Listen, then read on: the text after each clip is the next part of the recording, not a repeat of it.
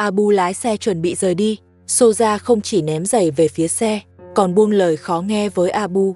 Soja đúng là bám giết không buông, muốn tránh cũng rất khó. Ai dính vào Soja cũng mệt mỏi đủ đường. Abu xuống xe, bảo Soja vào nhà nói cho rõ. Xe là người quay phim cho mượn, để anh đi tìm vợ cả.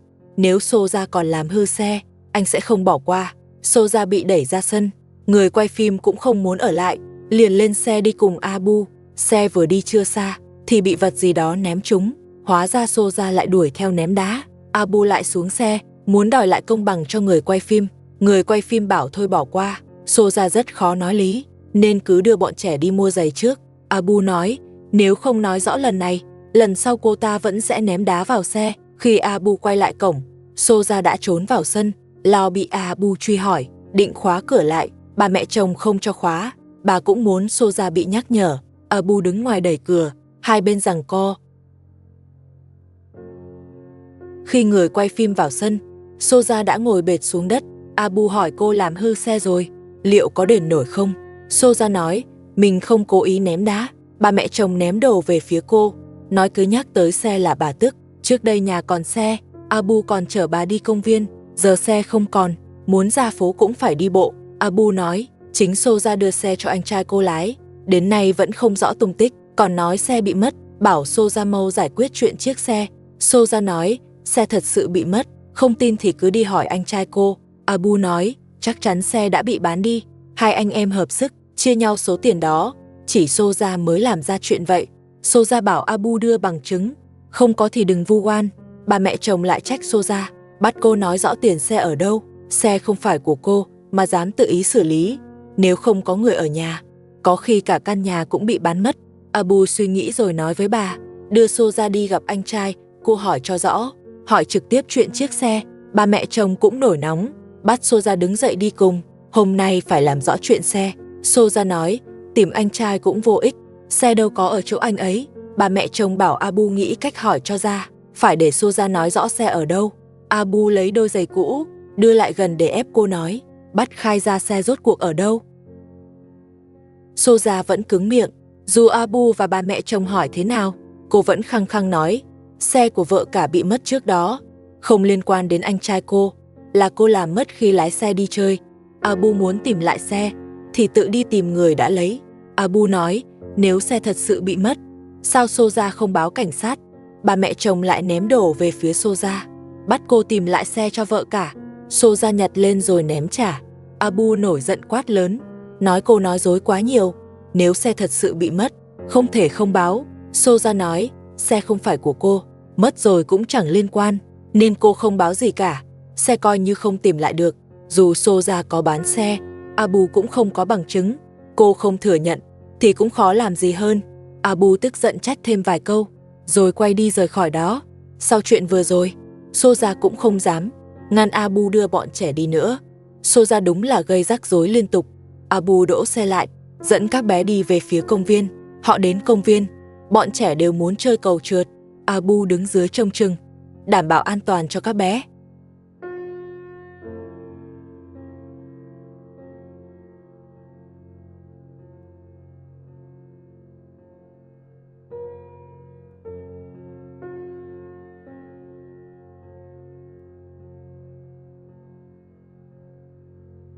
Chơi một lúc xong, Abu đưa các bé rời công viên. Họ đến một cửa hàng, vào là nói muốn mua giày.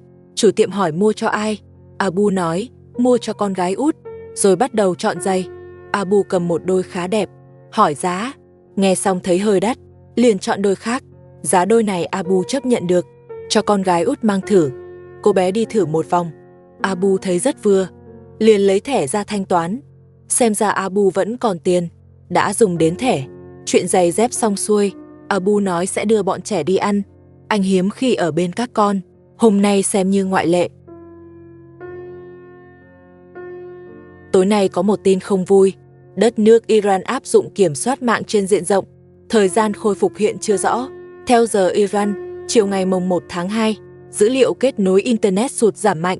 Khoảng 8 giờ tối, thủ đô Tehran và nhiều khu vực khác xuất hiện gián đoạn dịch vụ rõ rệt. Một số nơi gần như mất mạng hoàn toàn. Lần gián đoạn này ảnh hưởng trên toàn quốc, mạng di động bị hạn chế nghiêm trọng nhất. Một số nơi mạng cố định cũng bị ảnh hưởng. Các nền tảng mạng xã hội nước ngoài gần như bị chặn. Tính đến hiện tại, chính phủ chưa công bố thời điểm kết thúc kiểm soát. Thông thường, việc kiểm soát sẽ dần gỡ bỏ khi tình hình hạ nhiệt. Dựa theo các trường hợp trước đây, có thể kéo dài vài ngày. Như năm 2019, do phản đối giá dầu tăng, việc mất mạng kéo dài khoảng 5 ngày.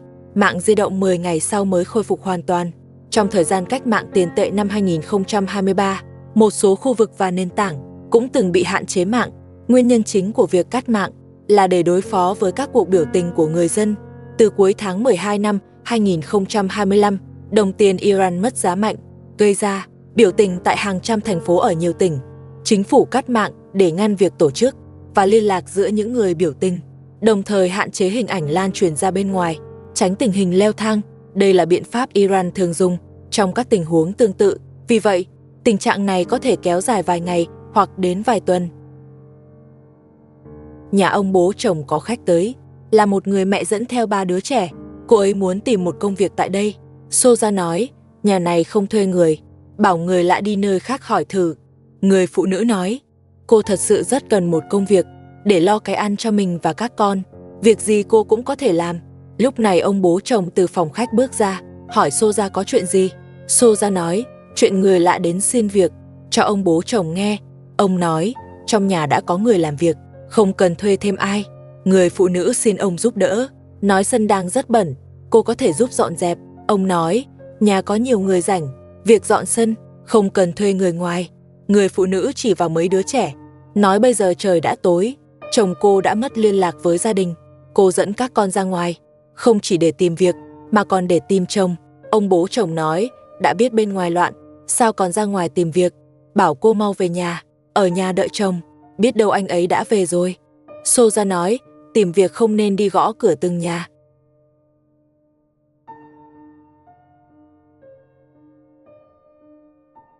Người phụ nữ nói với ông bố chồng cô vài ngày trước ra ngoài mua đồ, đến giờ vẫn chưa về. Cô lo tiền trong nhà sắp hết, nên mới vừa tìm việc, vừa dò hỏi tin tức chồng. Cô đã đi mấy ngôi làng xung quanh, không tìm được việc, cũng không có tin tức gì. Ông bố chồng nói, chồng cô gan thật, bên ngoài loạn thế này, ông đã cả tuần không ra khỏi sân. Vậy mà anh ta còn dám ra ngoài, không biết nghĩ gì nữa. Soja giục người phụ nữ mau đi. Cô đi rồi là khóa cửa luôn. Hôm nay ai gõ cửa cũng không mở. Ông bố chồng nói với Soja, họ cũng đáng thương, dẫn con đi tìm chồng. Đã đi khắp các làng gần đây, chắc vừa mệt vừa khát, cho họ vào phòng khách nghỉ một chút. Dù không cho việc, mời uống chén trà nóng cũng được. Rồi bảo Soja đun nước pha trà. Soja nói, cô không pha trà cho họ. Người phụ nữ nói cô không cần trà, chỉ xin cho bọn trẻ uống nước. Ông bố chồng bảo đừng khách sáo, bên ngoài lạnh lắm, bảo họ vào phòng khách uống trà. Còn nói đừng để bụng lời Soja, chủ yếu là do tình hình bên ngoài. Soja bảo họ về cũng là vì lo cho họ. Soja trách ông bố chồng nhiều chuyện, sao lại giữ họ uống trà.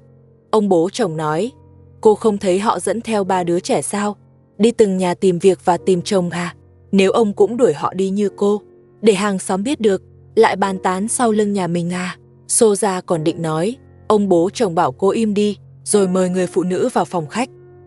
Ông đưa họ vào phòng khách, bảo ngồi nghỉ, lại dặn Soja đi pha trà. Soja cảm giảm, nói mình đã rất vất vả, ngày nào cũng lo cho ông bố chồng và bà mẹ chồng, giờ còn phải lo cho người ngoài, cô còn phải trông song sinh. Bà mẹ chồng bảo cô đừng nói nữa, mau đi pha trà đi, bà mẹ chồng sẽ trông song sinh. Ông bố chồng bắt đầu trò chuyện. Ông hỏi dạo này cô có vào thành phố không? Tình hình trong đó thế nào? Có loạn như lời đồn không? Người phụ nữ nói, thành phố đã gần như bình thường, không hỗn loạn như ông nghĩ. Nếu không cô cũng không ra ngoài tìm việc. Bảo ông yên tâm nếu muốn vào thành phố.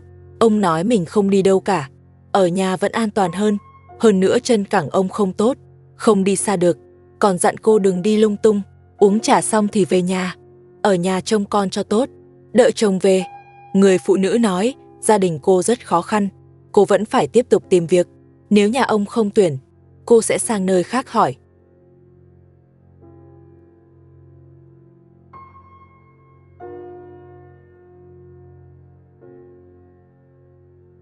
Người phụ nữ cảm ơn ông, nói đồng tiền Iran mất giá nghiêm trọng, giá cả liên tục tăng. Trước đây tiền mua gà, giờ chỉ mua được vài quả trứng. Vì cuộc sống sau này, cô buộc phải đi tìm việc. Ông bố chồng cũng than thở, nói thứ gì cũng tăng giá, không biết đến bao giờ mới dừng. Cả đời ông chưa từng thấy giá cả đắt thế này. Cuộc sống bây giờ cũng rất khó khăn, sắp không chịu nổi nữa. Giá cả leo thang và đồng tiền thì mất giá, đều xảy ra trong thời gian gần đây. Nguyên nhân thì ai cũng hiểu, mọi người chắc cũng xem tin tức rồi. Những chuyện như vậy, không phải người như ông nói vài câu là thay đổi được. Ông chỉ biết than thở cho đỡ bực, chứ cũng bất lực. Một lúc sau, Soja pha xong trà, bưng đến trước mặt người phụ nữ. Người phụ nữ không uống, chỉ có bọn trẻ uống. Ông bố chồng khuyên cô uống, nói dù đồng Oman mất giá, cuộc sống vẫn phải tiếp tục, đừng quá buồn. Nhưng cô vẫn không uống, vẫn buồn vì chưa tìm được việc. Cô cảm ơn ông đã cho họ nghỉ trong phòng khách, rồi dẫn các con rời đi. Ông bố chồng tiễn họ ra ngoài, hỏi họ định đi đâu. Người phụ nữ nói sẽ tiếp tục tìm việc và dò hỏi tin tức về chồng.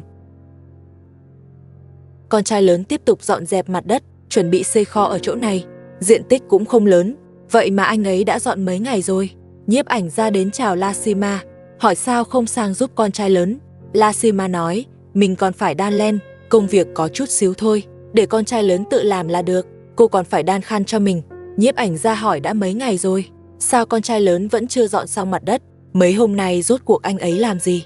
Lasima nói, mấy ngày qua con trai lớn không làm việc, mà theo người trong làng lên thành phố, xem bạo loạn. Lúc đó là thời điểm nhạy cảm, cô cũng lười quản, giờ mọi chuyện qua rồi, cô mới giục con trai lớn làm việc. Nhiếp ảnh gia hỏi con trai lớn, thành phố loạn vậy, anh lên đó làm gì? Con trai lớn nói, giá cả tăng dữ quá, anh lên hỏi thăm tình hình. Nhiếp ảnh gia bảo anh đừng lo xa, giá tăng cũng đâu phải do anh quyết được, chi bằng tập trung xây kho đi. Lasima nói, giờ tình hình hỗn loạn, không biết tương lai sẽ ra sao, anh thật sự rất lo. Nhiếp ảnh gia khuyên, chỉ cần lo tốt cuộc sống của mình, sau này sống thế nào là chuyện của bên trên, không liên quan đến họ. Chắc mọi người đều nghe chuyện ở Iran, biến động này khiến rất nhiều người tức giận. Họ vẫn bình an đã là may mắn, đừng nghĩ nhiều thêm. Đang trò chuyện, con trai lớn lại đứng xa gọi Lasima, bảo bỏ việc đang làm qua giúp, để sớm xây xong kho. Lasima không muốn qua, bảo anh tự làm đi, còn nói nếu không phải vì con trai lớn theo người trong làng lên thành phố thì kho đã xong từ lâu. Lasima không giúp, con trai lớn đành tự làm. Hàng xóm tới, thấy con trai lớn làm một mình, liền hỏi có cần giúp không. Con trai lớn nói không cần, nói Lasima sắp qua rồi. Hàng xóm nói ở nhà cũng rảnh, để mình giúp cho. Con trai lớn nói Lasima rảnh, để cô ấy giúp là được, vì không có tiền trả công cho hàng xóm. Hàng xóm nói không cần tiền, chỉ muốn anh sớm có chỗ ở. Con trai lớn cảm ơn lòng tốt đó, rồi lại nói khoác trước mặt hàng xóm, nói chẳng bao lâu nữa sẽ xây xong nhà, xây đẹp như nhà hàng xóm, khi xong sẽ mời hàng xóm sang chơi. Hàng xóm thấy anh làm một mình, lại đề nghị giúp, nhưng anh vẫn từ chối, nói Lasima sẽ giúp, rồi tiếp tục gọi Lasima. Lasima thấy bị gọi liên tục, lại có hàng xóm nhìn nên hơi ngại, đành đặt việc xuống nói, bảo con trai lớn làm trước đi, đun xong nước sẽ sang giúp. Con trai lớn giục nhanh lên, nói mình mệt lắm rồi. Nghe con trai lớn than mệt, Lasima bắt đầu khó chịu. Cô lẩm bẩm trách con trai lớn lười, việc gì cũng kéo người khác làm cùng. Đàn ông thiếu trách nhiệm dễ khiến người khác bực, huống chi là con trai lớn ham ăn lười làm. Lasima dọn dẹp lại, xách thùng nước đến chỗ hàng xóm, nói phải sang nhà họ lấy nước. Hàng xóm bảo cứ dùng thoải mái, cần gì thêm thì cứ nói, có là cho mượn ngay, không thiếu thứ gì. Hàng xóm đúng là tốt, tốt hơn ông bố chồng nhiều. Hàng xóm sắp xếp xong, rồi đi dạo trong làng. Con trai lớn tiếp tục làm việc. Một lúc sau bà mẹ chồng tới, con trai lớn hỏi bà mẹ chồng đi đâu. Bà mẹ chồng nói, không muốn ở nhà, nên ra ngoài đi dạo. Bà mẹ chồng hỏi sao chỉ mình anh làm, Lasima không sang giúp à, bảo cô ấy giúp đi. Con trai lớn nói, Lasima sang nhà hàng xóm, lấy nước pha trà rồi sẽ qua. Đang nói thì, Lasima xách nước đi ra, cô chào bà mẹ chồng. Bà mẹ chồng bảo nhanh qua giúp, xây nhà là việc của hai người, không thể để con trai lớn làm một mình. Lasima nói mình biết rồi, đun xong nước, sẽ qua ngay. Bà mẹ chồng vẫn thiên vị con trai lớn, sợ Lasima không qua, nên ngồi chờ dưới đất, đợi Lasima sang giúp. Con trai lớn bảo bà mẹ chồng về đi, Lasima sẽ giúp mà. Bà mẹ chồng không chịu về, nói không muốn quay lại, vì về rồi, Soja sẽ bắt chồng song sinh, ngồi đây xem họ làm còn hơn. Bà mẹ chồng cũng bắt đầu né việc. Lasima thấy bà mẹ chồng ngồi nhìn mình, không dám chậm trễ nữa, liền đun nước xong, rồi sang giúp con trai lớn. Con trai lớn thấy Lasima tới, liền bảo bà mẹ chồng về đi, bên ngoài lạnh lắm, cẩn thận bị cảm. Bà mẹ chồng bảo đừng lo cho mình, lo làm việc cho xong đi, bà thích ngồi xem thế này. Soja đá nhẹ bà mẹ chồng một cái, bảo bà về trông song sinh. Còn nói bà mẹ chồng lười biếng. Bà mẹ chồng đứng dậy phản ứng lại, không khí lập tức căng thẳng. Bà mẹ chồng nói với Soja, song sinh là con của cô, dựa vào đâu bắt tôi trông giúp. Lasima thấy có cơ hội, mọi người cùng xông vào cãi nhau với Soja. Soja nói họ bắt nạt mình, nếu bà mẹ chồng không trông song sinh thì không cho bà về nhà, bắt bà ở cùng con trai lớn. Con trai lớn bảo Soja cút đi, nhà đâu phải của cô không có quyền quyết, bảo Soja rời đi ngay. Soja vẫn không đi, cô quay sang gây sự với Lasima, hai người lại cãi cọ, cảnh tượng vô cùng ồn ào.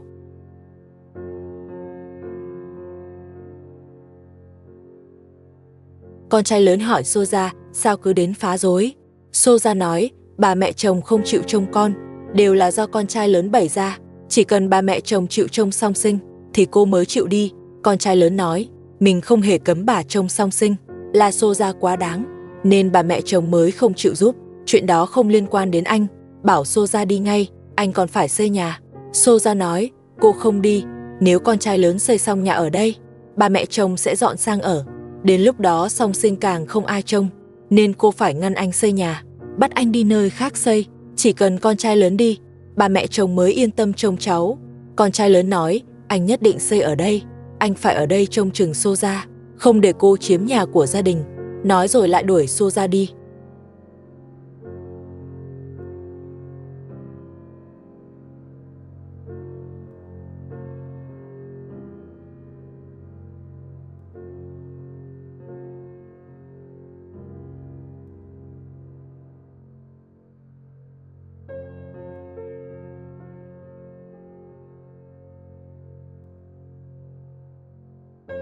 Dù Soja bị mắng cho một trận, cô vẫn cứng miệng nói bà không đi thì cô không đi, cuối cùng cũng hết cách.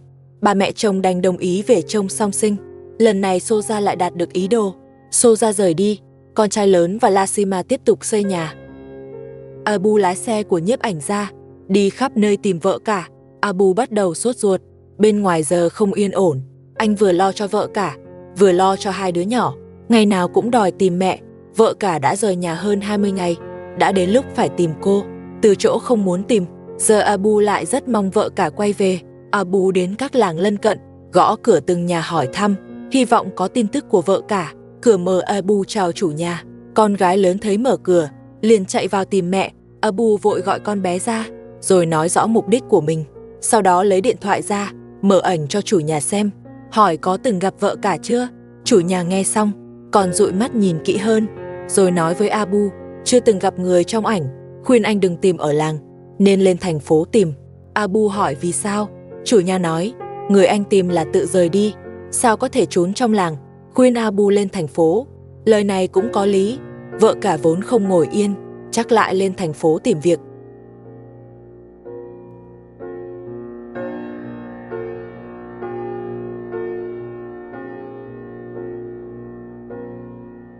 Abu nghe theo lời khuyên, chào tạm biệt chủ nhà, gọi con gái lớn lên xe, chở con lên thành phố. Đến nơi thì đã muộn, giờ ăn đã qua, bọn trẻ đói lả. Abu đỗ xe trước quán ăn, bế con gái lớn xuống xe, rồi vào hỏi chủ quán, còn đồ ăn không? Chủ quán nói vẫn còn. Abu quay lại bế con gái nhỏ, vợ cả không có ở đây, mọi việc chăm con chỉ còn Abu. Lúc này anh mới thấy hối hận, nếu không, anh đã không cuống cuồng tìm vợ cả thế này. Người kể chuyện cũng không mong vợ cả sớm được tìm thấy. Để Abu nếm trải thêm chút vất vả, dẫn con tìm thêm vài ngày nữa, cho anh chịu khổ thêm. Chỉ như vậy, Abu mới nhận ra mình sai, mới hiểu giá trị của vợ cả. Sau khi tìm được cô, anh mới biết trân trọng, không còn nổi nóng với cô. Mọi người thấy nói vậy có đúng không? Tại nhà hàng, Abu sắp xếp chỗ cho con gái nhỏ, rồi đi gọi món. Abu đưa các con vào ăn vừa hỏi thăm. Chủ quán nói, gần đây không tuyển người. Tờ owner nhân viên cũ, không có người Abu tìm, khuyên anh hỏi chỗ khác. Abu nói con đói rồi, ăn xong rồi tính tiếp. rồi gọi cơm tay. Gọi xong, Abu ngồi chờ cùng các con gái lớn đòi uống nước ngọt. Abu nói quán không có, con bé chỉ ra ngoài bảo anh mua. Abu nói không thể rời đi, phải trông con gái nhỏ nên không mua được. Con gái lớn lại đòi tìm vợ cả, nói vợ cả sẽ mua nước cho bé, giục Abu đi tìm mẹ. Lúc này con gái nhỏ lại đòi đi vệ sinh, Abu lại dắt bé đi. Không có vợ cả bên cạnh, Abu bắt đầu luống cuống. Cơm được bưng ra, chủ quán nhắc Abu trông chừng bọn trẻ, cẩn thận bị bỏng. Con gái lớn háo hức muốn ăn, Abu nhắc con ăn chậm, rồi kéo đĩa ra xa, tránh làm con bị nóng. Sau đó lấy bát đũa cho con, chủ quán lại bưng thêm một phần ăn khá nhiều. Ba bố con chắc ăn không hết, con gái nhỏ đã bốc ăn. Abu lại luống cuống, vội đưa bát cho con. Đàn ông trông con là vậy, không khéo léo như phụ nữ.